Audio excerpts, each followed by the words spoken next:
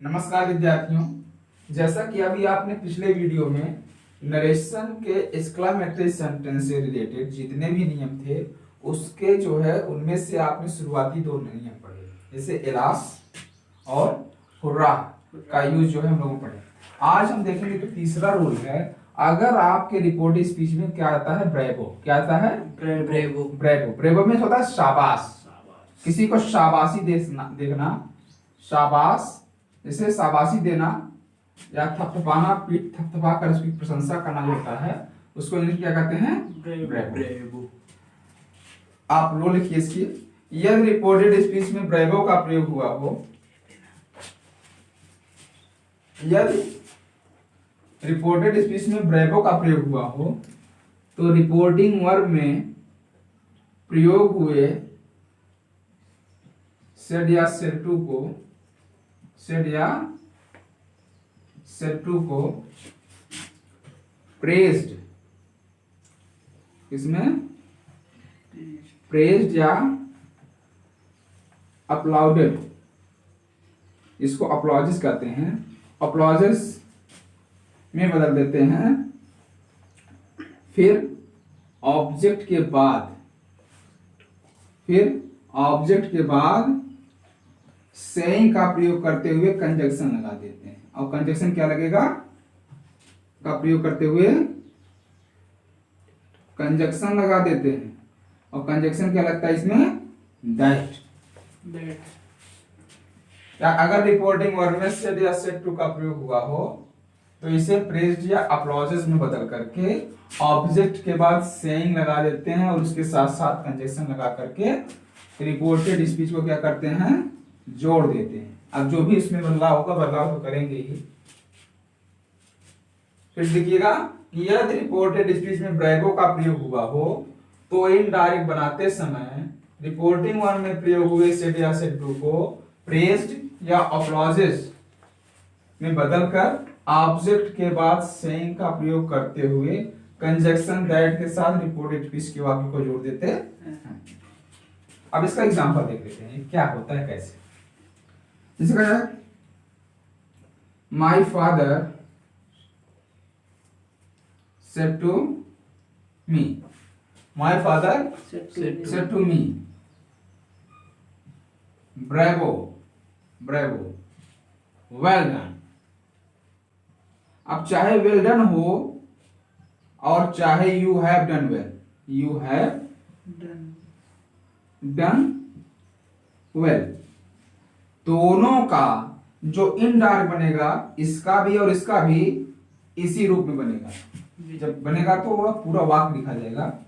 तो आप well done को इस वाक्य में समझें, यू हैव डन वेल के रूप में समझें, क्योंकि कन्वर्ट ये होगा या नहीं होगा, मतलब इसका तो कन्वर्सन हो ही नहीं सकता। अगर आप इसको कन्वर्ट करना चाहेंगे तो भी कन्वर्ट होगा, किसी रूप में होगा।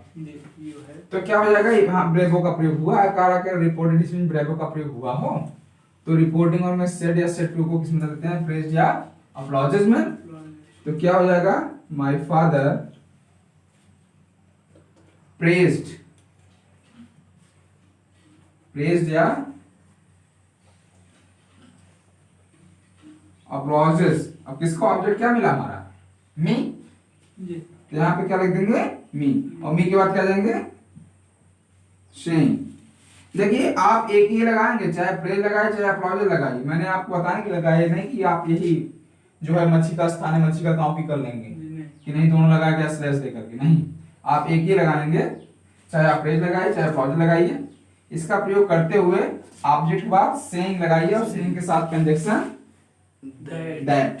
क्लियर हुआ इतना रोल यहां तक? अब आगे देखते हैं रिपोर्टेड स्पीच क्या है। वेल डन को यू हैव डन वेल हुआ, तो यू यानी कौन? मी।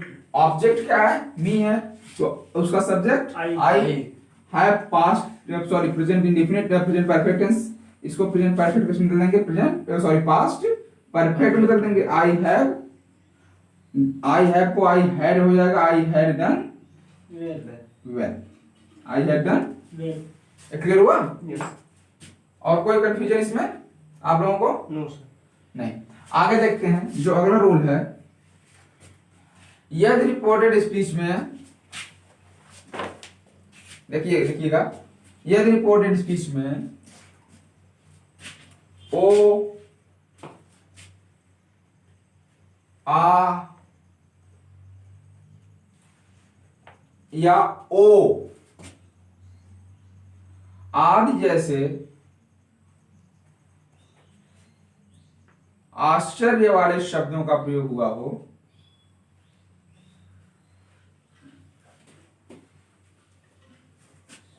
तो इनडायरेक्ट बनाते समय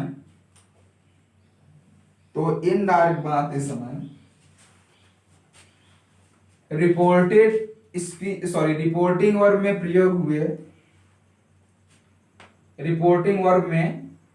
हुए सेड या सेड टू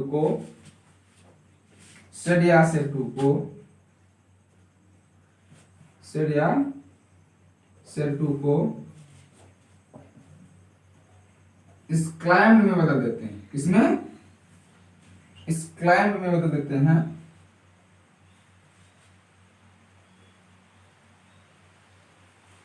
सेड या सेड टू को exclaimed में बदल देते हैं और फिर कंजक्शन के साथ रिपोर्टेड स्पीच को जोड़ देते हैं। क्या करते हैं? कंजक्शन के साथ रिपोर्टेड स्पीच को जोड़ देते हैं। ठीक है? जैसे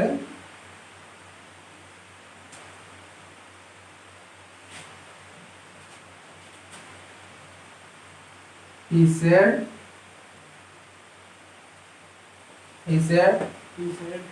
बोलिए कोई सेंटेंस इसका। he said,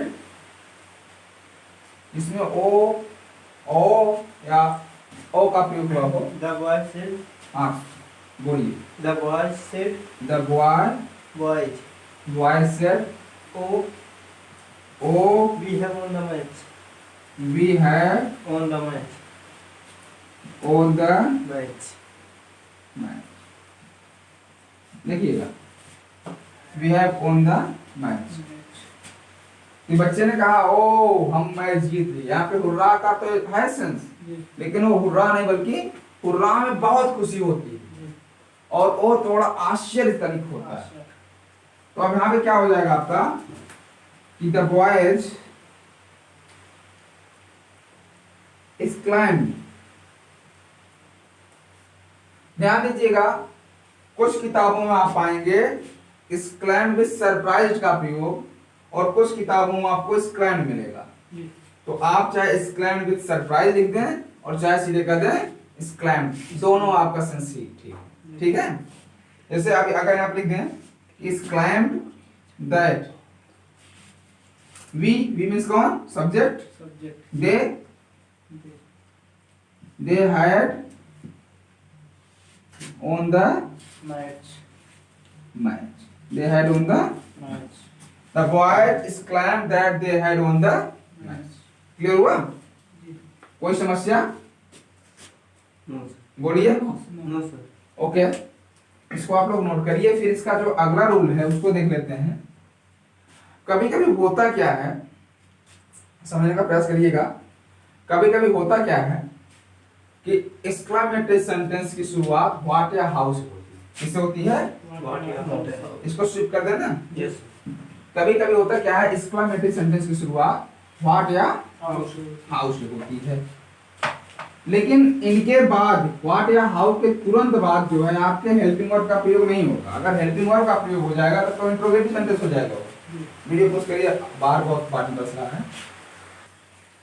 हाँ, जैसे बताया जा रहा था आप लोगों को, कभी कभी एक्सक्लेमेटरी सेंटेंस की शुरुआत व्हाट या हाउ से होती है। इससे What you have. व्हाट या House. हाउ से होती है, लेकिन क्या मतलब इसके बाद आपका हमेशा एडजेक्टिव या नाउन का प्रयोग होगा, न कि हेल्पिंग वर्ब का। अगर हेल्पिंग वर्ब का इसके तुरंत बाद हो जाएगा तो इंट्रोगेटिव हो जाएगा। जैसे what a flower, what A Flower.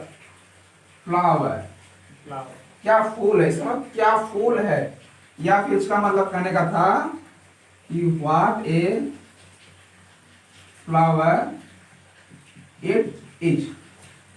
What a flower it is. चाहे यह इस तरह से कहा जाए चाहे इस तरह से कहा जाए, लेकिन इसका सेंस जो है यही होगा, क्योंकि इसमें सब्जेक्ट भी है, हेल्पिंग वर्ब भी है।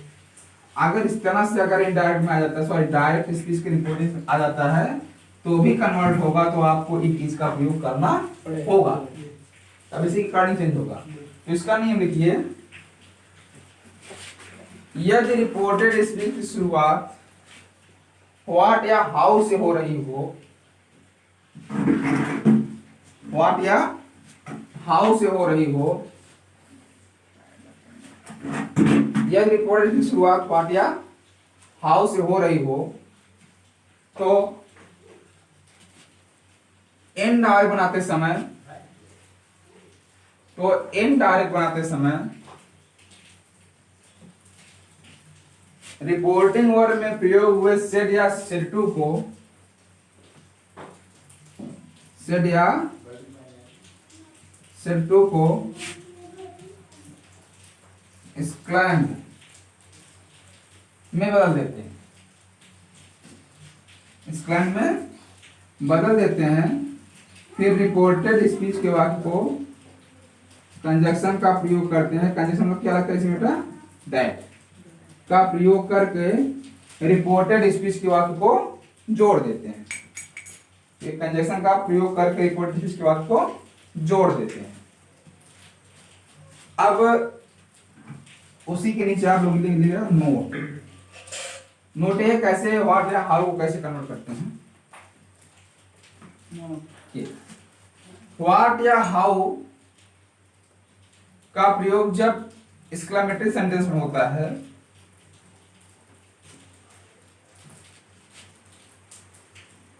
तो यह जिस वस्तु के लिए प्रयोग किए जाते हैं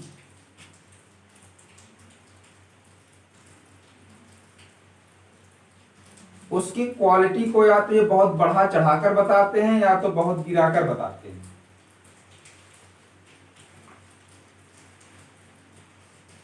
ऐसी अवस्था में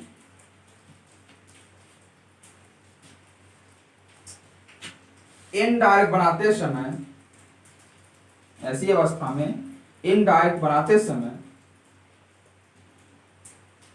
व्हाट या हाउ को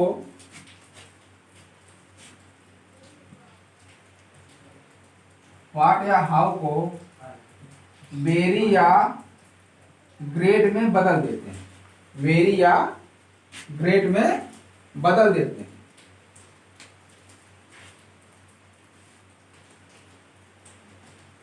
अब कंफ्यूजन तो यह हो रहा है कि कब वेरी बदलेंगे और कब ग्रेड में बदलेंगे, ठीक है। उसी के आगे लिखिए, यदि व्हाट या हाउ के बाद, यदि व्हाट या हाउ के बाद नाउन का प्रयोग हुआ हो तब इसे ग्रेड में बदल देते हैं। यदि व्हाट या हाउ के बाद नाउन का प्रयोग हुआ हो तब इसे ग्रेड में बदल देते हैं। और यदि एडजेक्टिव का प्रयोग हुआ हो तो वेरी में बदल देते हैं।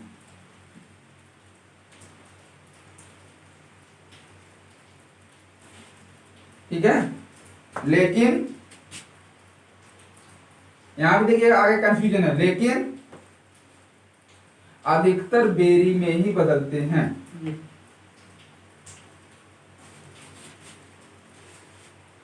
हम सेंटेंस देखते हैं, देखिए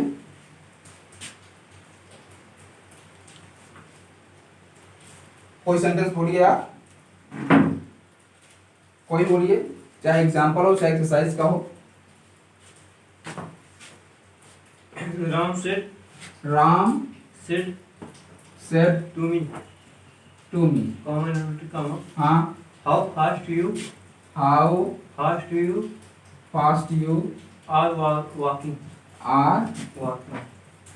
walking. Ram said to me how fast you are walking. Ram ने मुझसे कहा कि, तो देखिएगा कि हाउ के बाद जो है फास्ट यानी एडवर्ब आया है, तो एडवर्ब आया, एडजेक्टिव आया, तो इसको वेरी बदल देते हैं। तो इसका क्या हो जाएगा, you are walking very fast, you are walking very fast. तो आप उसको कन्वर्ट करेंगे ना, क्या होगा, राम एक्स